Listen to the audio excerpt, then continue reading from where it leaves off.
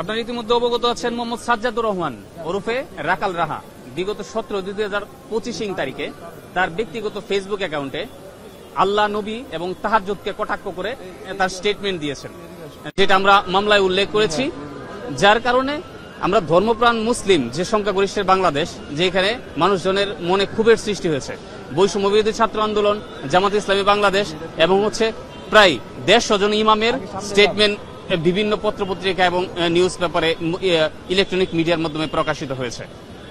পরবর্তী সময়ে বাদী হয়ে সাজ্জাদুর রহমান মতিঝিল থানায় মামলা করতে গেলে, সাজ্জাদ হোসেন মতিঝিল থানায় মামলা করতে গেলে থানা কর্তৃপক্ষ মামলা না নিয়ে বিজ্ঞ আদালতে মামলা দায়ের করার জন্য পরামর্শ প্রদান করেন।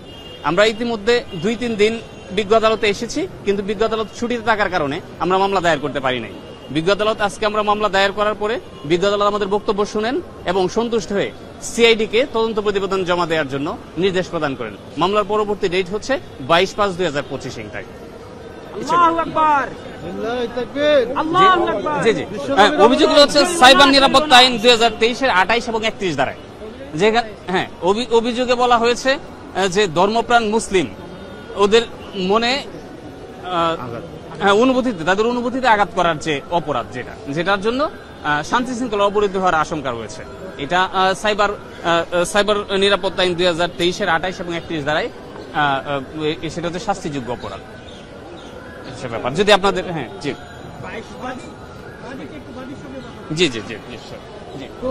আমি সাজ্জাদ হোসাইন গত 17 ফেব্রুয়ারি 2025 তারিখে সাজ্জাদুর রহমান ওরফে রাখাল রাহা, যিনি এনসিটিভির পাঠ্যক্রম সংস্কার কমিটির একজন গুরুত্বপূর্ণ সদস্য, তিনি রাষ্ট্রের এত গুরুত্বপূর্ণ একটি পদে আসীন অবস্থায় আমাদের ইসলাম ধর্ম, আমাদের রব আল্লাহ এবং আমাদের পবিত্র ইবাদত তাহাজ্জুদকে কটাক্ষ করে চবর্গীয় একটি গালি উল্লেখ করে একটি ফেসবুক স্ট্যাটাস দিয়েছে, এবং যা বাংলাদেশের 19 কোটি মুসলিমের হৃদয়ে বেদনার সৃষ্টি করেছে এবং আমাদেরকে বাধ্য করেছে আমাদের ঘর থেকে বের হয়ে, শিক্ষা প্রতিষ্ঠান থেকে বের হয়ে, মসজিদগুলো থেকে বের হয়ে বিক্ষোভ প্রতিবাদী কর্মসূচি করতে।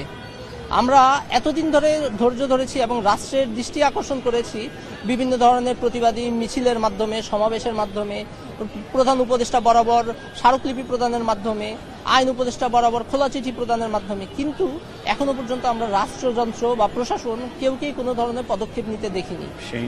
এমন পদক্ষেপ না নেওয়ায় যে রাখাল রাহার মতো আরো অসংখ্য নতুন নতুন শাতিম অথবা ধর্ম অবমাননাকারী আমরা দেখতে পেয়েছি গত 17 ফেব্রুয়ারির পর থেকে আজকের দিন পর্যন্ত নতুন করে জেগে উঠেছে। তারা অনেকে সুসংগঠিতভাবে বিভিন্ন সোশ্যাল মিডিয়া মাধ্যমগুলোতে আমাদের ইসলাম ধর্মকে বিভিন্ন অবমাননাকর স্ট্যাটাস দিয়ে যাচ্ছে, যা আমাদের রাষ্ট্রের শান্তি শৃঙ্খলার জন্য অত্যন্ত ঝুঁকিকর একটি পরিস্থিতি তৈরি করছে।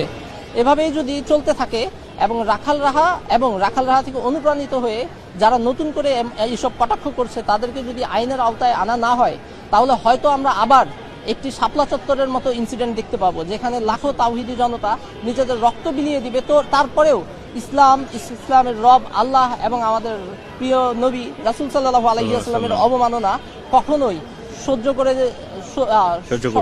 করা হবে না এবং কখনো এই ধরনের অবমাননাকারীদের সাথে কোনো ধরনের আপোষ করা হবে না। এই শান্তি শৃঙ্খলা বজায় রাখার জন্য এবং এমন অবমাননাকারীদেরকে একটি ফুল স্টপ বসানোর জন্যই আমি নিজে বাদী হয়ে এই আমাদের বিজ্ঞ সাইবার ট্রাইব্যুনাল আদালতে এই মামলাটি দায়ের করেছি এবং আমাদের আদালত থেকেও আমাদেরকে মোটামুটি আশ্বস্ত করেছে যে এটি তারা খুব সিরিয়াসলি দেখবে, যদিও এতদিন পর্যন্ত আদালত বা কেউই বিষয়টি তেমন এটি নজরে আনেনি। বিশেষ করে আমরা বর্তমান যে নতুন রাজনৈতিক বন্দোবস্ত দিচ্ছে, এখানে আমরা দেখছি সবাই অলমোস্ট ডান সেন্ট্রিক একটা রাজনৈতিক প্ল্যাটফর্ম তারা দেখানোর চেষ্টা করছে যে আমরা তারাবিতে যাচ্ছি, আমরা মুসলিম, আমরা গণ ইফতার করছি, আমরা সমকামিতাকে আমাদের সংগঠনে রাখবো না। কিন্তু আমরা আশ্চর্য এবং হতাশ হই যখন রাখাল রাহার মতো একজন ব্যক্তিকে এনসিটিভিতে বহাল রেখে তার এমন একটি অবমাননাকর স্ট্যাটাসের পরেও কোন রাজনৈতিক বর্তমান যেই আমাদের রাজনৈতিক প্ল্যাটফর্ম এবং যে বর্তমান যে অন্তর্বর্তীকালীন সরকার, এরা নিজ উদ্যোগে কোনো স্টেটমেন্টও দেয় না এবং এদের কোনো বিচারের আওতায় আনে না, বরং কিছু কিছু প্ল্যাটফর্ম, নাম বলবো না, তারা যখন এর তীব্র নিন্দা এবং বিচারের দাবি জানিয়ে এইসব প্ল্যাটফর্ম থেকে বিভিন্ন প্রেস বিজ্ঞপ্তি দেয়, দেখেছি একদিনের ভিতরে এই প্রেস বিজ্ঞপ্তি ডিলিট করে দেওয়া হয় এবং পরবর্তীতে আবার সংস্কার করে আরেকটু সফট একটা প্রেস বিজ্ঞপ্তি দেয়, যা আমাদেরকে অত্যন্ত হতাশ করে। আমি নিজে আন্দোলনে রক্ত দেওয়া একজন, আমি আন্দোলনের একজন আহত, আন্দোলনের একজন ফ্রন্টলাইনার, কিন্তু আমি তো এই জন্য আন্দোলন করি নাই যে এটা থেকে শুধুমাত্র একটি রাজনৈতিক বন্দোবস্ত হবে, কিন্তু আমরা যারা ধর্মপ্রাণ মুসলিমরা আছি, আমরা এখনো সেই আগেকার ভারতীয় আগ্রাসনের মতো নতুন কোনো আগ্রাসনের শিকার থেকে যাব এবং আমাদের ধর্ম অবমাননা হবে, আমাদেরকে ডিহিউম্যানাইজ করা হবে, আমাদেরকে কথায় কথায় মৌলবাদী, জঙ্গি ইত্যাদি বলা হবে।